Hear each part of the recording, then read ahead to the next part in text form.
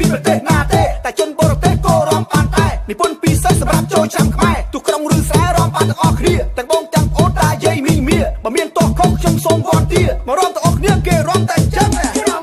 គេរំតែចឹងគេរំតែចឹងគេរំតែចឹងគេរំតែចឹងគេរំតែចឹងគេរំតែចឹង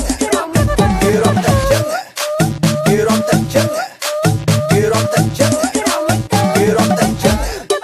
គេរំតែចឹងគេរំតែចឹងគេរំតែចឹងគេរំតែចឹង